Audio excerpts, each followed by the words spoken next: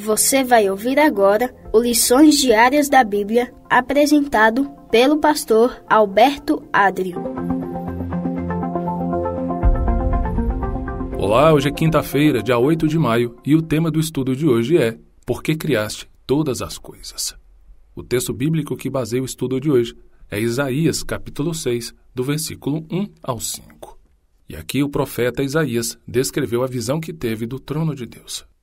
No ano da morte do rei Uzias, eu vi o Senhor assentado sobre um alto e sublime trono, e as abas de suas vestes enchiam um templo.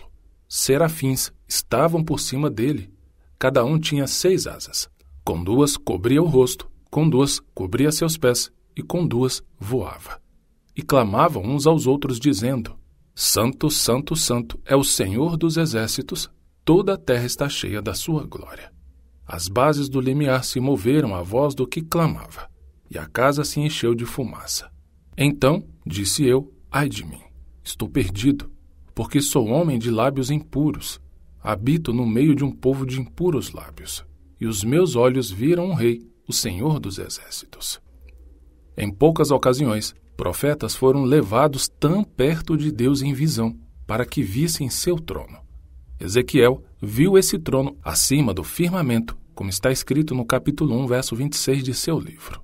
Já Isaías visitou o templo celestial para vê-lo, como acabamos de ler no capítulo 6 do profeta Isaías.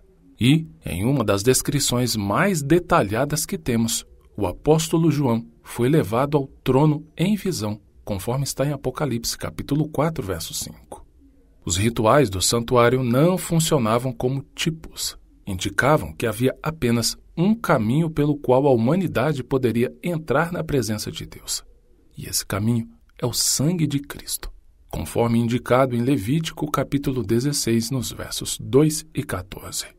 A primeira coisa que ocorreu é que seres celestiais destacaram a santidade de Deus. A cena de Isaías é impressionante. O templo estava cheio de fumaça e os umbrais da porta balançaram enquanto os serafins proclamavam que Deus é santo, o que acabamos de ler no início em Isaías capítulo 6, verso 4. Na visão de João, querubins fizeram o mesmo anúncio: Santo, Santo, Santo, conforme Apocalipse capítulo 4, verso 8. Já em Ezequiel capítulo 10, nos versos 14 e 15, as 4 criaturas viventes são chamadas de querubins. Cada um desses profetas viu uma cena deslumbrante da glória de Deus. Em seguida, vemos a reação do profeta. Isaías reconheceu que era um homem de lábios impuros, o que está em Isaías capítulo 6, verso 5. E João chorou diante da verdade de que não havia ninguém digno, conforme Apocalipse 5, verso 4.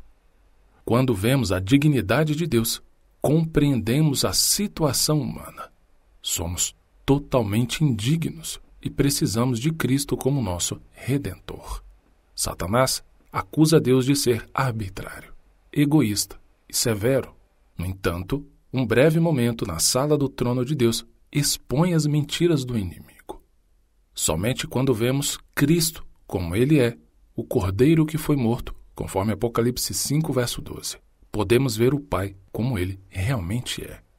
É reconfortante saber que, ao ver Jesus, vemos como o Pai é, conforme João capítulo 14, versículo 9.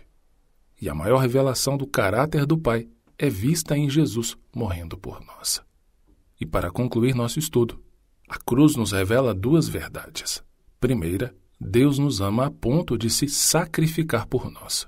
E segunda, a cruz deve nos mostrar que somos realmente pecadores e caídos, de tal maneira que somente por meio da cruz poderíamos ser salvos.